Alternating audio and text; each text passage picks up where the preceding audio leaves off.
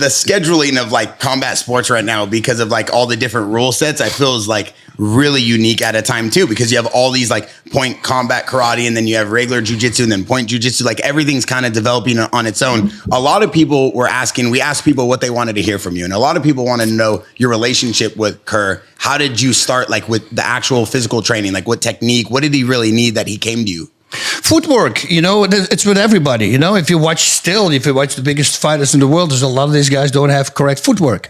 You know, and with the footwork, I don't mean the Ali shuffle. With footwork, I mean you open, you close, you open, you close. And a lot of guys do this with their feet. They close first and then they open.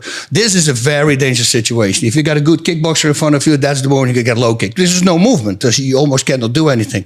So that by itself, we started with that.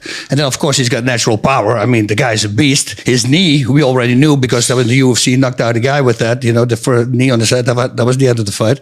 So that's it. Just to start with striking and knees. I always like to keep it simple with guys like that. And once he likes the kick and he wants to kick and I see he can do it, I'll do it. But otherwise, if it's going to look horrible, I'm not even going to focus on that. Did you show him, you teach him the liver shot? Oh, for sure. Of course, we go for the liver. The liver shot is a thing, though, you need to be relaxed. You need to be, your whole head needs to be in it.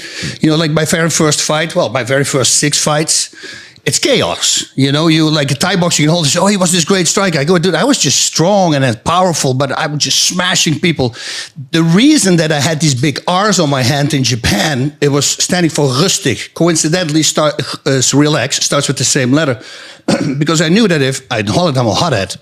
So if I'm Thai boxing, I'm nice and relaxed, like boom, and then I would just knock him out. But if I fight a good guy, that could be a problem. There's no way I can do this for 2 or 3 rounds. So now with a 30-minute fight in front of you, I go, dude, if I'm going to lose my cool, I can put him away the first 1.5 minutes. I got 28.5 more minutes to go. That's going to be a problem. So then that's where the whole fighting came together for me. Suddenly, I became the fighter that I'm in the gym. A lot of time, all these people, they think that because they can do well in the gym, they believe they can be a fighter, but it's not, you know, as well as I do, because doing it under pressure, that's a whole different animal.